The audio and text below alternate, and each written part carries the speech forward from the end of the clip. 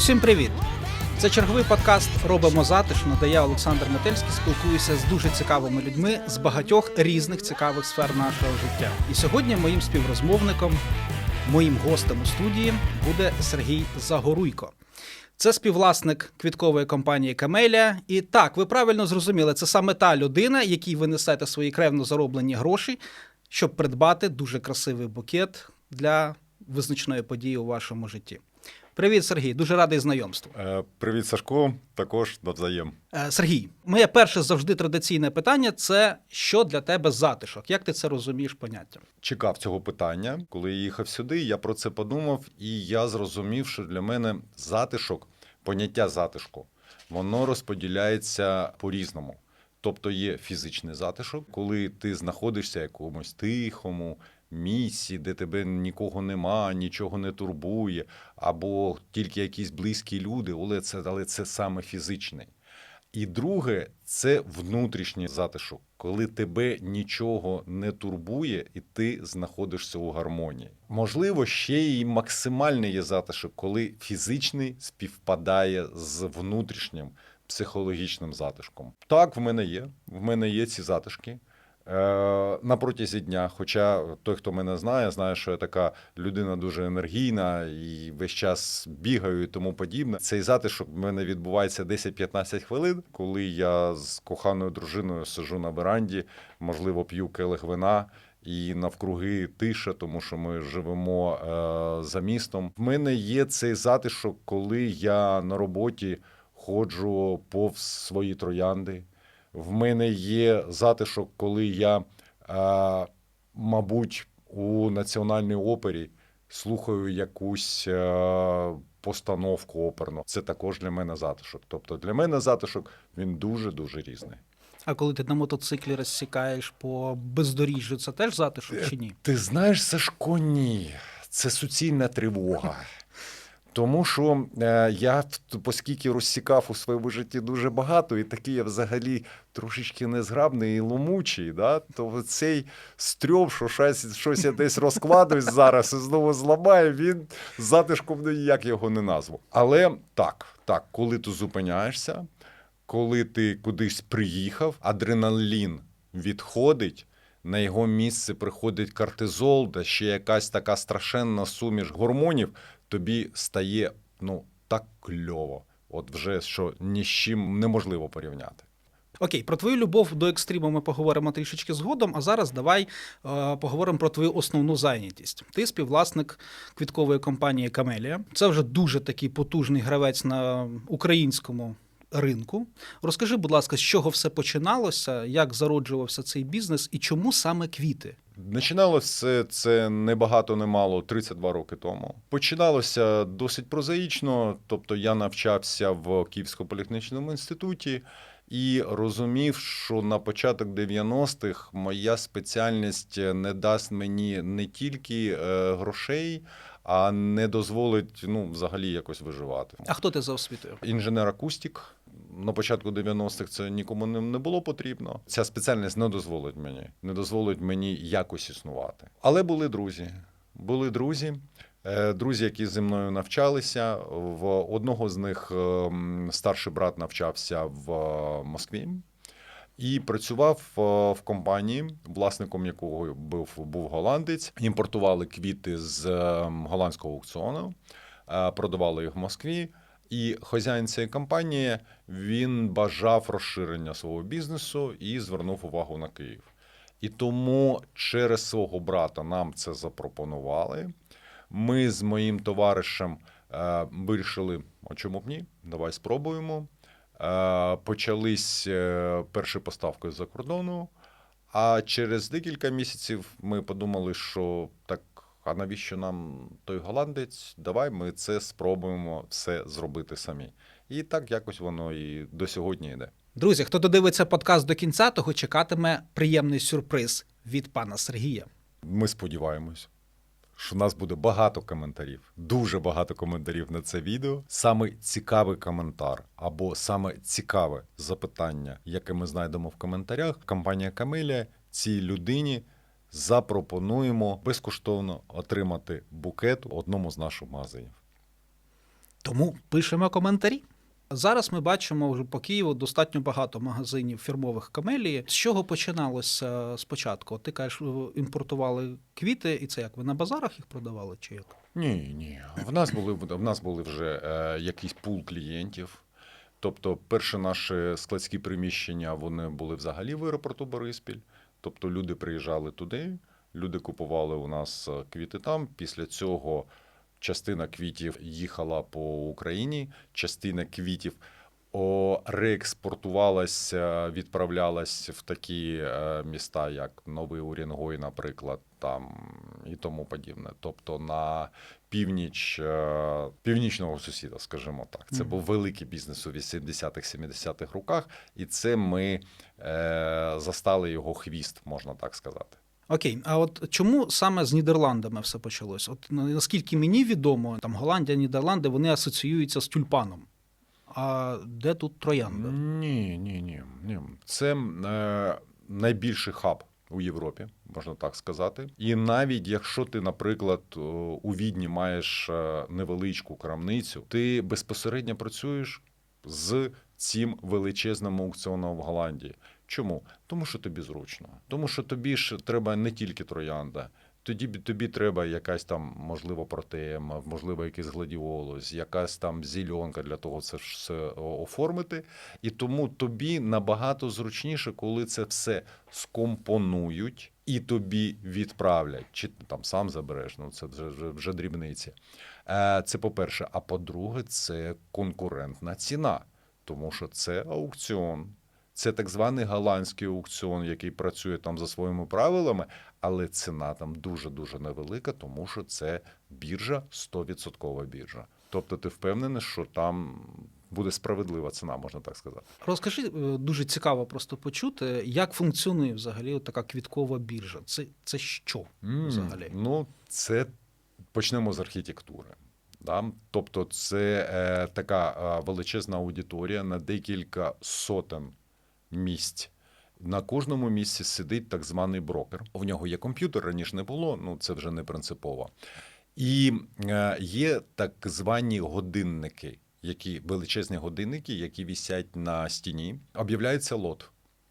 Кажуть, ну, наприклад, там троянда, такий-то сорт, такась довжина. І виставляється одразу ціна.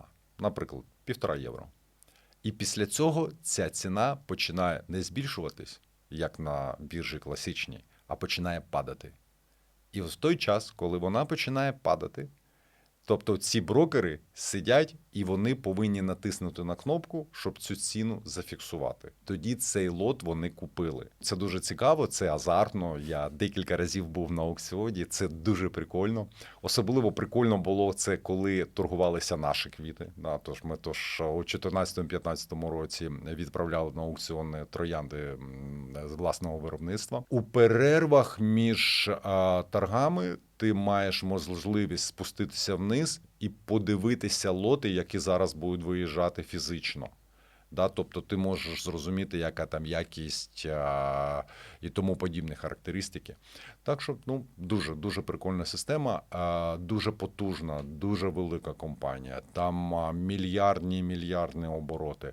І ось вона забезпечує всю і Європу, і Великобританію також. Безумовно, там є екзотичні клієнти навіть з Японії і Сполучених Штатів, але це європейський хаб. Ти сказав, що вже твоя компанія так само торгується на цій... Торгувалась. Зрозуміло, що в 2014 році, коли було, скажімо так, не дуже до квітів, ми почали шукати якісь шляхи для того, щоб вижити. І почали, це було дуже нескладно, почати поставляти не документально, ні технічно. Було дуже нескладно почати поставляти троянди на голландський аукціон, а складновато було отримати гарну ціну на цьому аукціоні. Ми витратили на це певний час, але ми закінчили цю історію. Чому? Тому що є свої правила гри на цьому аукціоні, Для того, щоб на тебе розраховували і тобі платили якісь нормальні гроші, ти повинен бути присутнім там кожен день і кожен день з певним об'ємом. Тоді оці брокери вони починають на тебе розраховуватись, а не так, що там останні 10 або 5% докупають, оце начебто непогано, оце ще візьму. І от коли це візьму, то це вже не та ціна, яку б ти хотів, скажімо так. І після того, як ми пропрацювали майже 2 роки, я прийшов до своїх партнерів і сказав, дивіться, або ми працюємо на Європу, на Голландію і втрачаємо повністю Україну, або ж ми закінчуємо цю історію і починаємо працювати, як працювали до цього, тобто виключно в Україні. І ми прийняли рішення, що все ж таки і транспортна складова, і тому інше, і власний розстріб вже тоді існував.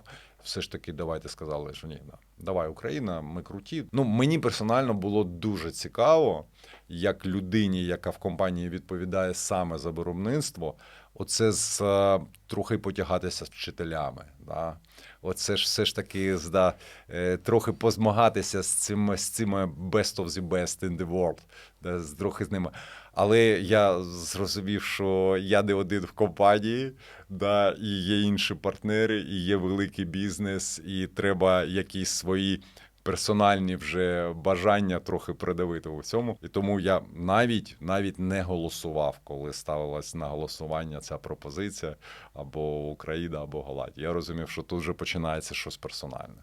Дуже цікаво, хочу розказати, що там же ж тобі на біржі тобі призначають персонального менеджера, який там тобою керує і тому подібне.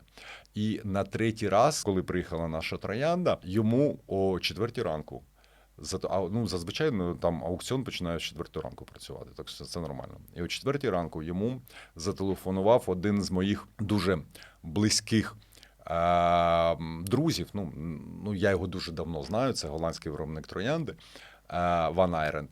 І він йому зателефонував персонально, каже, він мені 40 хвилин щось розповідав, і там якісь такі обривки фраз були, що як ти можеш пускати на наш голландський аукціон якихось там, ти що не бачиш, що в них троянда, яка в них троянда, вони зараз все, я банкрот після цього. Мені було приємно це чути, чесно скажу. Тобто європейці нас бояться? Бояться. Окей, якщо вони нас бояться, я б думав задати це питання трішечки пізніше, але воно тут якраз зараз підійде. Як ти вважаєш, яке місце на європейському квітковому ринку займає Україна? Краще сказати більш пафосно, на мировому. Да? Тому що вирощування троянди, сучасне вирощування троянди у скляних теплицях ми впевнено займаємо 2-ге місце, але знову ж таки, тут не можна сказати, чи ми перші з голландцями, чи ми другі. Це просто одна і та ж ліга, можна так сказати. Тому що в Києві, в Україні є різні виробники, в Голландії є різні виробники. Це одна ліга. Найголовніше, що треба зрозуміти, що всі інші, будь-то там якісь німці, або там щось в Каліфорнії намагаються вирощувати, або там, прості господі, в Кацапі. Це це незрозуміло. Хтось там друга, хтось 3-я ліга, але вони дуже-дуже далекі від тих результатів, які є в Голландії і в нас. Це неймовірно круто. Як є. Да, дякую тобі, твоїм партнерам і взагалі і твоїм конкурентам за те, що ви реально робите Україну світовим брендом в цій ніші. Це дуже круто. Величезний респект вам за це. Але розкажи, як до цього ви дійшли? От ти кажеш, що голландці – це ваші вчителі, і було бажання перевершити вчителів. Ти відповідаєш своїй компанії за виробництво. Розкажи трошки детальніше, що це і як це працює. От ти до подкасту казав, що люди уявляють собі, що троянда росте просто десь там в землі. І що це зовсім не так. Розкажи. У нас будуть, до речі, кадри з твого виробництва, там трошки глядачі побачать, але розкажи, відкрий якісь секретики. Це можливо важко зрозуміти звичайній людині, яка в цьому не обізнана. Насправді вже, мабуть, років 40 навіть в Голландії ніхто в ґрунті, в землі троянди не вирощує. Це вже давним-давно опанували так звану малооб'ємну технологію, коли замість ґрунта використовуються нейтральні мінеральні субстрати з мінеральної вати, можна так сказати. Але навіть сама грядка, вона не розташована на землі, а вона приподнята десь на висоту 80-90 сантиметрів. Це дуже не схоже на сільське господарство. Тобто нема, можна сказати, ні куряка, ні коров'яка, дехто де ходить з лопатою, де розкидує, дехто де ходить зі шлангом, не поливає, тому що є крапельне зрошення. Є опалення, причому опалення декілька контурів, там знизу, шатро, опалення для того, щоб розтопити сніг. Ну, що вам сказати, щоб так ще можливо було зрозуміти, стоїть здоровенний комп'ютер мікроклімата. Тільки софтвер, ну тобто сама кліматична програма стоїть 250 тисяч євро. Просто кліматична програма. Там є 64 вхідних параметра. Це освітленість назовні, це освітлення всередині, це температура того регістру, там вологість тієї секції і тому подібне. І 150 керуючих сигналів. Відкрити, закрити, вмикнути світло, вимикнути це світло і тому подібне. Тобто це дуже сучасне виробництво. Мені важко порівнювати там з виробництвом, ну, я не знаю, там патронів або космічних кораблів, але повірте мені, що від традиційного сільського господарства, від традиційного вирощування будь-чого в себе біля садиби, ну, це величезна різниця. Друзі, ви самі все чули. Тому, коли наступного разу будете обирати для себе чи для своєї другої половинки букет троянд, розумійте, що ви купуєте не квіти, а високотехнологічний продукт. Ось вам і відповідь. Так воно і є. Окей. А як вибираєш ти сорти? Бо ти колись розповідав там перед нашим подкастом, що існує якась певна мода, і ми трошки глибше це питання піднімемо пізніше. А от які зараз є сорти, як ти їх обираєш? В нашій компанії це роблю саме я. Роблю саме я, ну, по-перше, так склалося історично, а по-друге, ну, хто ж окрім мене зробить, тому що такий досвід, як в мене, ну, його майже ні в кого нема. Тому що я пам'ятаю ще радянські сорти з 80-х років, як вони називаються, навіть зараз пам'ятаю і уявляю собі, як вони виглядають. Восени в Голландії відбувається виставка, на якій презентуються, окрім нових технологій, якісь там нових методів пакування і тому подібне, нові сорти троянд. Вони присутні безпосередньо як в залах, так ти можеш приїздити в ці компанії, які виводять ці нові сорти, вони називаються брідери, і побачити, як ці сорти безпосередньо ростуть і виглядають в самій теплиці. Таких компаній існує взагалі 4 в Голландії, 2 в Німеччині. І в них ми зазвичай вибираємо десь декілька десятків сортів, які ми замовляємо так звані тестові рослини. Тестові рослини ми замовляємо по 12 штучок. Ми їх висаджуємо в себе в спеціальній в теплиці разом з іншими сортами, там, де які знаходяться у виробництві. Максимально в цій тестовій зоні в нас було колись 136 сортів. І після цього ми починаємо за ними спостерігати на протязі року. Кожен понеділок я разом з моїм начальником продажів, оптових продажів, ми йдемо і заповнюємо так званий опитувальний лист. Там, де ми вказуємо розмір бутону, колір, як відкривається, довжина, якісь пошкодження і тому подібне. На загал 15 характеристик і виставляємо оцінки. 1 найменше, 5 найвище. Ну, як в радянській школі, так що можна сказати. Ось. Через рік в нас є таких, кожен тиждень це відбувається, 50 листів. Після цього я прошу мою помічницю, і вона просто сідає і сумує ці оцінки. І той сорт, який набрав найбільші бали, або декілька сортів, ми починаємо вводити в так званий комерційний тест. Тобто ми висаджуємо вже декілька сотень цього сорту, починаємо його зрізати, пакувати і презентувати, продавати в наших роздрібних точках. Після цього, знову ж таки, майже через рік, відповідальні люди, які працюють в цих торговельних точках, заповнюють свій опитувальний лист і розповідають, що їм подобається, що не подобається, як продається, чи можна його комбінувати, чи не комбінувати. І після цього вже приймається рішення, або ми його викидаємо, або ми його збільшуємо вже до виробничих потужностей. Тобто і він масово починає потрапляти на ринок. От бачите, друзі, по ітогу все одно в результаті саме ви обираєте, що приживеться, а що не приживеться, бо ви за це голосуєте своєю гривнею. Так. А от, до речі, а багато таких експериментальних сортів відсіюється? Ну, такий приблизно відсоток. З тестової зони, там, де знаходиться по 12 рослин, відсіються 95%. Залишається 3-5%. Тому що то, що ти бачиш в Голландії і восени, і виглядає, тобі здається, що круто, це вовсе не означає, що воно так буде виглядати в липні, да? Або, наприклад, в лютому.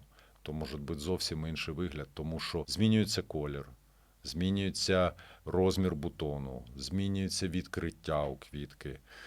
Квітка просто, може просто тупо хворіти. В неї може бути так званий поганий vase life, да? Тобто коли ти ставиш у вазу, а вона не стоїть, і як нас люди кажуть, вішає головку, то відбувається процес дегідратації. Ось. Так що там багато що може завадити, тому щоб на перший погляд кльовий сорт не дійшов до українського покупця. 3-5%, мені здається, десь така статистика. А ось з комерційного тесту там вже 50/50. Тобто це вже, можна сказати, моя вже персональна помилка, тому що я починаю в комерційний тест, це що, це точно. А вже люди такі, що не на 100% я відчуваю сьогоднішнього покупця. Мабуть, дуже давно я був начальником складу, коли торгував, так можна сказати. Але є інші люди. А взагалі квітковий український ринок, він дуже висококонкурентний. Він дуже висококонкурентний останні 20 років. Просто так вийшло, що водночас разом з нами з'явились друзі-конкуренти, такі як Асканія Флора, така як компанія Фрезія з Дніпра. Ще раніше там була в Дніпрі ще одна компанія. Тобто правило більш-менш для європейських країн просте. 1 мільйон населення, гектар троянди. І в нас оці 40 гектарів для 40 мільйонів з'явились дуже швидко. І оскільки також існувала імпортна троянда, то ми одразу поринули в цю важку конкурентну середу, можна так сказати. А чи є вже щось таке, якісь наші особисто українські напрацювання в технології, чи, можливо, в сортах, чи, можливо, в якихось інших там нішах виробництва троянди, де вже голландці вчаться у нас? В сортах ні. Тобто брідінг, виведення нових сортів – це дуже цікава фішка, але це зовсім інший бізнес. Це зовсім інший бізнес. Треба йому приділяти увагу, треба виділяти під це площу. І треба мати якісь традиції. В мене віжен, тобто як повинна виглядати троянда наприкінці, мабуть, є. І він непоганий. Але як до цього йти, мабуть, вже не узнаю, тому що шлях це досить великий. Тому що ці брідери, про яких я розповідав, там, якщо пройти, там є такі роки заснування, наприклад, як 1836. Тобто це люди... Все, ти відповів на питання. 200 років. Хоча було б цікаво. Ви зараз концентрувалися виключно на українському ринку. А чи відбувається все одно експорт? І куди? Я не впевнений. Може бути, що Асканія Флора продовжує експортувати квітку в Польщу. Але польський ринок, він мені не подобається. А чому? Ми в 15-16 році дуже багато відправляли нашої троянди в Польщу. Тобто це, я пам'ятаю, піково було більш ніж 150 тисяч на тиждень. Але вони дуже критично ставляться до ціни. І їх не так цікавить якість. Тому що камеля, вона завжди займала таку своєрідну нішу в українському виробництві троянди – це найвища якість. Поляки, вони не платять за це. Голландці платять. Да, якщо ти презентуєш там і тому подібне, а поляки ні. І я просто пам'ятаю таку хвилинку, де коли там, ну ось, грубо кажучи, по 30 центів ми візьмемо 100 тисяч, а по 32 ми вже не візьмемо нічого. І це не один покупець, а у нас було там декілька десятків. А усі разом, а ось по 32 вже ні. Ну, це мені шокувало. Я не люблю такі ринки. Я люблю, коли ти щось виростив, і тобі за це заплатили стільки, скільки воно вартує. Почекай, Сергій, то тоді виходить. От або спростуй мою думку, або підтвердь її. Ти сказав, що ми в одній лізі з голландцями, але якщо ми масово не експортуємо, то за великим рахунком весь світ навіть не знає про те, що ми в суперлізі. От окрім голландців. Деяких голландців, коли це моїх знайомих, моїх друзів, так, і тих голландців, які нервували в 14-15 році, коли наша троянда була на аукціоні. Квітковий світ, він дуже... Він з одного боку він закритий, а з другого боку він дуже дружній. І я коли ходжу по Голландії, да, ну я інколи дивуюсь, коли до мене підходять люди, яких я там чи не пам'ятаю, хоча в мене зорова пам'ять дуже непогана. І такі кажуть, ну як там в тебе то росте, в мене то. Росте. Так як? От розкажи мені, будь ласка. Мені приємно. Мені приємно, я завжди розповідаю, розуміючи, що це люди мені не конкуренти. Все ж таки у квітковому світі виробництва троянди, всі знають, що Україна – це уровень, це рівень і це круто. Я тебе зрозумів. А як ти вважаєш, коли закінчиться війна, чи є у нас шанси пободатися вже безпосередньо на європейських і на світових ринках з іншими виробниками, коли ми зможемо вільно експортувати? Ти знаєш, можливість вільно експортувати є і на сьогодні. Але ті економічні умови, які є зараз в Україні, вони ж майже тотожні тим умовам, які є в Європі.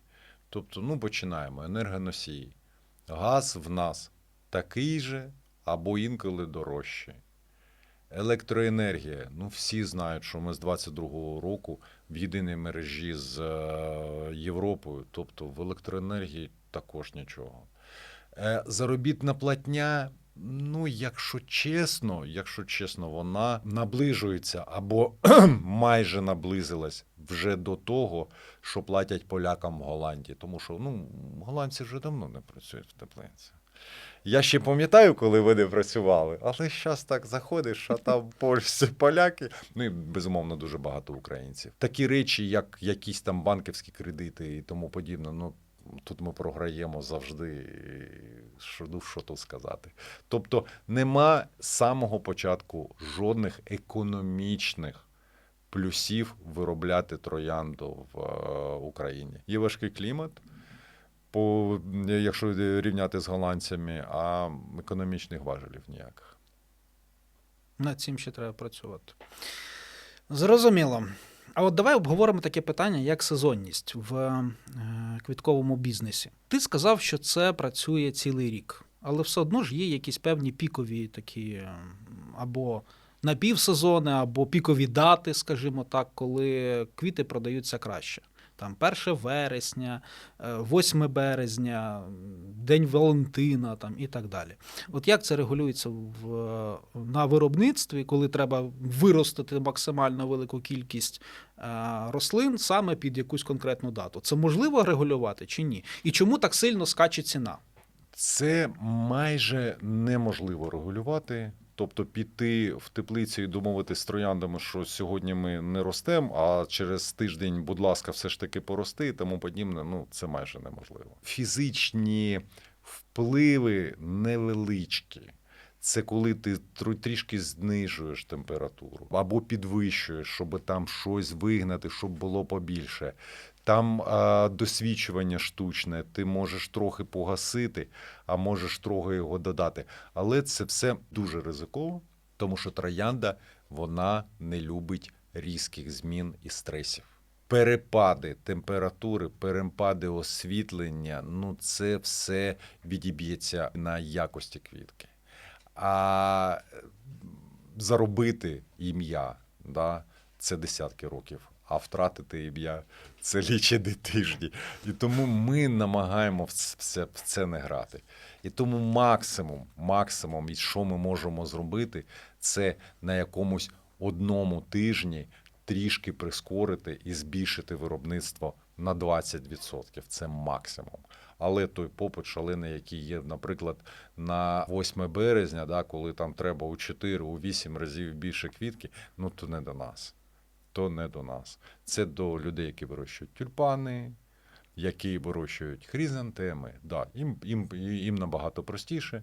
Вони під цю дату розрахували, вони під цю дату вигнали, і в них все кльово. Це не про троянди. Зрозуміло. А чому так сильно росте ціна саме на ці дати? Це просто бажання, ну давай так відверто, нажитися, заробити, бо це якраз пікова можливість. Чи це просто величезний попит, саме конкретно під дату, і, умовно кажучи, ну завжди, коли росте попит, збільшується ціна. Так, а пропозиція залишається, як ти кажеш, приблизно на одному і тому самому рівні, бо її неможливо підігнати. Так. Це, ну, як завжди, є бажання, є пропозиція, є ціна. По-друге, все ж таки, скажімо, на рівні B2B, коли ми продаємо своїм покупцям, традиційно, останні 32 роки якнайменш, все ж таки ці стосунки ми ніколи, як виробники, до хмар не задираємо ціну. Ми підвищуємо, безумовно, підвищуємо. Але можна настільки підвищити, що твій клієнт, він на тебе просто обідеться і так скаже, на 8 я в тебе вже куплю, бо йти вже нема куди. Але весь інший рік ти будеш сидіти сам без мене. Тобто з клієнтами, з покупцями нашими, оціми B2B, дуже такі стосунки, можна сказати, тісні і ніжні, да? Тобто там не треба. А що там вже наприкінці для остаточного покупця, наскільки збільшується, це вже питання більш до них, скажімо так. Ну і не треба забувати, що собівартість троянди і тюльпану та інших квітів взимку із-за освітлення, в першу чергу, штучного освітлення та опалення, воно набагато більше. Це зрозуміло. Так, а чи можна вважати, що саме ти і твої колеги, твої конкуренти, ви найбільш протидієте такому поняттю, як декомунізація? Бо раніше в нас було багато свят, від яких ми позбулися, які несли за собою цей фльор комунізму, нікому не потрібного. Але 8 березня, як один із таких стовпів комунізму, залишився. І, скажімо так, далеко немаленька кількість українських чоловіків проти цього. Дорогі українські чоловіки, я вам від себе скажу, зав'язуйте, от просто зав'язуйте. Я, наприклад, своїй коханій дружині вже багато років не несу на це комуняцьке свято квіти, я вам чесно скажу. Мабуть, що так і є, і повірте мені, я не можу сказати, що ми не радіємо тому, що це свято йде. Да? От для нас ось така рівна, спокійна праця, вона набагато більш цікава, чим оці підняття та падіння попиту. Тому що, наприклад, перші числа січня, коли там горілка і ковбаса, да, і квіти нікому не треба, це реальна драма. Да? Тобто в тебе повні склади. Воно все гниє, нікому не треба, ти це списуєш, викидаєш. Або там влітку, да, там Ура, там почався там гладіолус, да, знову там жарюка, троянда там нікому не треба, ти її викидаєш там сотнями тисяч. Те ж саме от зараз буде, наприклад, там піде місцева хризантема. О, всі хризантему купуємо, троянду нікому не треба. Кожен тиждень потроху, але стабільно. Оце ідеальний варіант. Чоловіки, чуєте? Для того, щоб позбутися 8 березня, і для того, щоб ваша половинка або половинки, в кого там їх скільки є, для того, щоб вони були завжди задоволені і нічого не чекали на 8 березня, тому раз на тиждень, але стабільно. І для бізнесу так краще, і вашим половинкам буде приємніше. Так будемо боротися з залишками комунізму в нашій свідомості. Окей, а скажи, будь ласка, які найбільші факапи трапляються от в квітковому бізнесі? От твій особистий, мабуть, в історії твоєї компанії. Ну, безумовно, їх було дуже багато. Причому інколи приходить звідки не чекав. Традиційно в університеті, коли там якусь прослухати лекцію про троянду як рослину, от всі знають, що там, наприклад, однолітні чи дволітні рослини, там огірки, помідори, вони там дуже вразливі до бактеріальних захворювань, а троянда – це кущ. І бактеріальних захворювань в неї бути не може. Тобто так кажуть в університетах. В університетах це правило. І тут не з того, не з цього. В 17-му році приїжджає так зване захворювання, ну, якщо так коротко сказати, вона називається релстонія. Вона потрапляє в Голландію. Після Голландії вона потрапляє в Україну. І це просто жах. Як для людей важко підібрати антибіотики проти бактерій, для троян взагалі неможливо. Ну що ти візьмеш пеніцилін і підеш оприскувати, чи якісь ін'єкції внутрі робити куща, ніяк. Єдиний тільки спосіб – це коли ти повністю все викидаєш, обробляєш, дуже жорстко обробляєш теплицю, просто в нуль. Да, дуже важкими хімікатами при дуже високій температурі. І після цього садиш все заново. Також з цим стикнулися, і ми виконали тоді більш ніж 2,5 гектари, тобто третину нашого виробництва. І це було ще більш драматично від того, що це була повністю червона троянда. І в нас пішов дуже сильний перекос в асортименті. Тобто біла, будь ласка, жовта, будь ласка, а червоної не було, поки ми пересадились, поки вона пішла, і тому було майже на протязі року, і це було важкувато. Після цього ми почали, ну, скажімо так, мити руки і продовжуємо і зараз. Досвід – це найкращий вчитель. Бере дорого, зато пояснює дуже доступно. Так. Не знаю, чи має цей сенс моє наступне питання, яка найбільша перемога в твоєму бізнесі? Мабуть, те, що ви вийшли в ту ж саму лігу, де і Голландія, або, можливо, щось своє розповідь. Яка найбільша перемога? Ти знаєш, там є такі речі, досить, ну, такі можна назвати їх знаменники, з якими ти можеш зрівнятися з друзями-конкурентами або з голландцями. Це так зване вирощена кількість з метра квадратного. І я просто пам'ятаю, коли тільки компанія почала працювати, і ось там ти відкриваєш каталог, написано там певний сорт. І написано виробництво його приблизно 220 штук з метра квадратного в рік при таких умовах. Європа, така освітленість і тому подібне. Починаєш рахувати, я пам'ятаю, там 2005-2006 рік, і там замість 220 в мене виходить 150.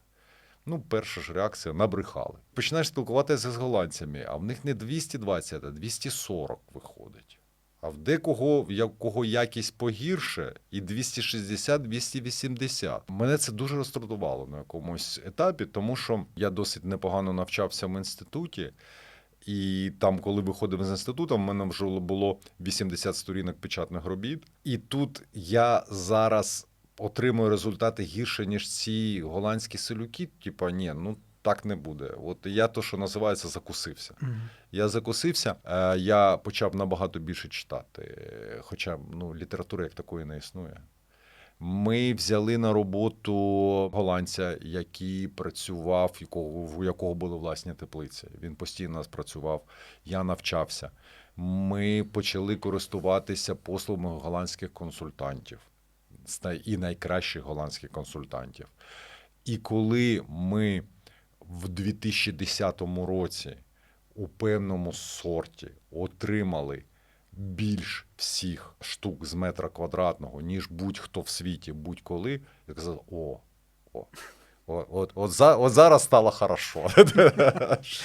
Ну, це реально класно. Це реально класно. Так. І, до речі, мені пригадується, мабуть, найбільша моя персональна перемога, тобто є така, скажімо, мультиплікація на мої особисті якісь відчуття. Я дуже люблю оперу. І, мабуть, всі знають, що один з найкращих, а можливо, і самий найкращий зал в світі – це Ла Скала, яка розташована в Мілані. І ось коли ми свого часу постачали наші троянди нашим італійським покупцям, було свято, був показ Армані в Ла Скалі. І наші троянди використовували в оформленні Ла Скали.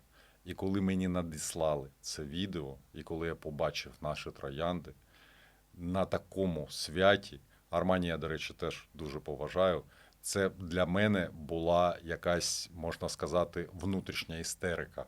Тобто я сказав, що, мабуть, в цьому житті я дійшов вже до піку. Так що, якось так. Добре, давай тепер відійдемо від справ квіткових і поговоримо про твоє інше захоплення, можливо, про інший бізнес – це мотоцикли. Я знаю, що ти захоплюєшся покатушками на мотоциклах ендуро. Розкажи трошки детальніше. Так, є така вада. Да. Це не вада! Це так здається. Ні, це насправді це залежність. Тобто адреналинова залежність, я не психолог, але я постійно чую, що вона в мене є. Да, і на якомусь етапі вона ж прийшла до мотоциклів. І чомусь мені з самого початку було не дуже цікаво якось ганяти вночі по місту. Мені навіть не було якось цікаво займатися мотокросом. Тобто просто по кільцю ганяти, це кльово, да, там куча пилюки і тому подібне. Гарчання, ричання, але все ж таки не воно. А оскільки, можливо, тому що я виріс біля лісу на лісовому масиві в Києві, я завжди любив ліс, але водночас я хотів якось мандрувати по лісу, і мандрувати на протязі там якісь часів, да, там годин, а можливо і там 2-3 доби. Я почав виясняти це питання, який там для цього повинен бути мотоцикл. Тобто я там вже їздив по городу і їздив кожен день, але мені завжди хотілося кудись туди. І я зрозумів, що в Україні там дуже специфічна техніка. В Україні цієї техніки керування великими ендуро-мотоциклами ніхто не знає. А вона дуже специфічна. І вона не схожа на те, як літають хлопці на мотокросі. І вона майже не схожа, як їздять на ендуро-мотоциклах по Карпатах. Вона відрізняється. Я поїхав в Німеччину. 4 дні я там навчався, більш-менш я зрозумів, як це виглядає. Я приїхав сюди, я знайшов свого партнера-однодумця.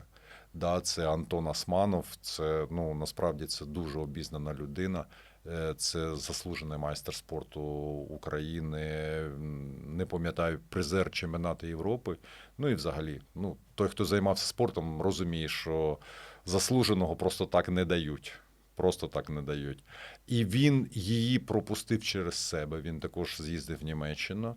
І ми з ним вирішили разом створити оцей ендуро-клуб, який буде навчати людей їздити на важких мотоциклах. Це також реалізовано в селі Княжичі Броварського району. Компанія називається «Моторанчо». Починалась вона з того, що там в нас є траса вона розташована на 5 гектарах. Там є пісок, там є підйоми, там є спуски, там є колія, там і тому подібне. То все, що можна собі уявити. І так потроху ми вже і почали і дітей тренувати, і легкі ендуріки, і, ну, а також про важкі ендуріки ми не забуваємо, і важкі ендуріки також там тренуються. Так що ось така. Я з самого початку, це не бізнес. Це не бізнес. Я з самого початку рахував, прикидував. Я розумів, що інвестиція, вона, можливо, і відіб'ється, але це десятки років. Після Германії мені було шкода. Шкода дивитись, а чого це в Германії таких клубів там 4, да? В Іспанії взагалі безліч. Кацапи щось таке понабудовували. А в нас приїжджають люди на якісь, там біля Московського моста, може хтось знає цю кросову трасу. Людина приїжджає на Range Rover, там за 200 тисяч євро. Там після цього там якось стоїть біля нього, знімає там свої джинси за 800, потний, мокрий. Ну, це неправильно. Я хотів просто цим людям дати комфорт, щоб приїжджайте, щоб все у вас було нормально, щоб це був клуб. Ну і так воно і сталося. Почали люди приїжджати. І там я у багатьох в них я просто чув слова благодарності, що Серега, от дякую, що ти зробив. Блін, ну нормально ж можна вже ж і поїздити, і після цього переодягнутися, вдягнути краватку і поїхати на засідання якогось там, якоїсь ради на 100 тисяч мільйонів там, доларів, там, тому подібне. Так що, Друзі, так, якщо вас зацікавила ця тема, якщо вам хочеться, щоб ми зробили, наприклад, виїзний випуск на Моторанчо, і вам хочеться подивитися на це зсередини, то залишайте в коментарях ваші запити. Якщо їх буде достатньо багато, то ми тоді напросимося в гості. Добре. І з Антоном поспілкуємось, він такий в нас теж. Тому ваша реакція, якщо вам це потрібно, ми це зробимо для вас. Окей, ти кажеш, що це не бізнес. Ну, а воно ж якось має все одно заробляти. Там ж працюють в тебе якісь люди, є якась команда, яка навчає. Є команда, є. Ну, скажімо... Давай так, скільки коштує одне заняття? Ой, дуже відрізняється. Я за цим майже не спостерігаю. Я зараз для Моторанчо, по-перше, я клієнт, який приходить і тренується періодично. Максимум моє втручання – це я продивлюсь місячний звіт, скільки заробили або скільки втратили, на цьому все. Коли ми з тобою спілкувалися ще так оф-рекорд до запису нашого подкасту, ти казав, що дуже багато приїздить в твій мотоклуб людей, які раніше ендуро для себе не розглядали. Розкажи, чому і чим твій мотоклуб може бути людям таким корисним? Так, у нас ж дуже багато киян зараз їздять на мотоциклах. І це правильно, і це екологічно, і це швидше. Я всіх закликаю. Але це і певні ризики також несе. Хлопці, треба навчатися. Треба навчатися. Насамперед, ви вирішили купити собі мотика? Дуже добре. Витратьте час на те, щоб піти до мотошколи. Мінімум 10 занять, якщо ви геніальний, але, скоріш всього, 20-30 заняттями по місту і тому з корекцією інструктора. Це обов'язково. Після цього, як ви трохи поїздили 2-3 місяці і ви вкаталися, я дуже вам всім рекомендую, і всім своїм друзям завжди рекомендував, візьміть 10 занять, ну мінімум 5 приїдьте на Моторанчо. Чому? Ви повинні зрозуміти, що таке відтормозитись, коли несприятливі умови. Що таке, коли в тебе виходить заднє колесо під час повороту, не кидати все і не збавляти швидкість, а навпроти працювати щепленням і газом для того, щоб цю ситуацію вирівняти. Просто якщо ви це будете робити на асфальті, то це 100% травма, це 100% травма і ремонт свого байка. А на Моторанчо ви прийшли, по-перше, на вас вдягнули екіп. І екіп найкращий, який існує в світі. Ну там тільки шолом 500 євро стоїть, розумієте? Вам вдягли там наколінники, також боти, ви це все орендували. Ви сіли на цього мотика, ви все це відчули, і після того, як ви пішли знову на свій асфальт, вас вже не лякає ні дощ, не калюжа, не то, що ти їхав 150 відкрутив, а тут вчора вночі почали асфальт ремонтувати, і там, коли знімається верхній шар, всі мотоциклісти знають, в тому, що так трохи важкувато. Да, для машини це від цього нічого. А якщо зняли верхній шар асфальту, то ти влітаєш, то тебе починає таскати вліво-вправо. А навесні, коли зійшов сніг, і тобі хочеться це понакручувати, ти виїжджаєш, а там скрізь пісок, там залишки цього гравію і тому подобне. І що робити? Тобто ти повинен відпрацьовувати на автоматизмі. Тоді з тобою все буде гарно. А враховуючи, скільки стоїть мотик, а скільки стоїть лікування, і на холєру воно тобі треба, то я враховую це обов'язково. Ну і до того, те, що я тобі розповідав, нашим слухачам треба додати про те, що зараз спортсмени, видатні спортсмени, перші номери в світі, в них кожна третя тренування, це тобто раз на тиждень обов'язково, вони виходять на бездор. Для чого? Тому щоб відпрацьовувати заноси, відпрацьовувати гальмування, відпрацьовувати нахили в повороті, як це все робиться. Це обов'язково. Тобто все починається з спорту і закінчується на нас. Я сам людина, яка вже увійшла в так звану епоху середнього віку, а кажуть, що всі чоловіки в середньому віці хочуть мотоцикл. Я сам навчився вже їздити на мотоциклі і ще не здав на права, але на цьому шляху, і ти мене переконав, я до тебе прийду в гості. Можливо, навіть там дійсно знімемо новий цікавий подкаст. Дуже тобі дякую за твою роботу, дуже тобі дякую за цю розмову, дуже тобі дякую за те, що ти розвиваєш бренд України в своїх нішах у світі. І бажаю тобі успіхів в цьому. Дякую. Друзі, якщо ви не знатимете, в якій ситуації як робити правильно, не панікуйте. Ідіть купіть квіти і зробіть собі трішки більше затишку. З вами був подкаст «Робимо затишно». До нових зустрічей.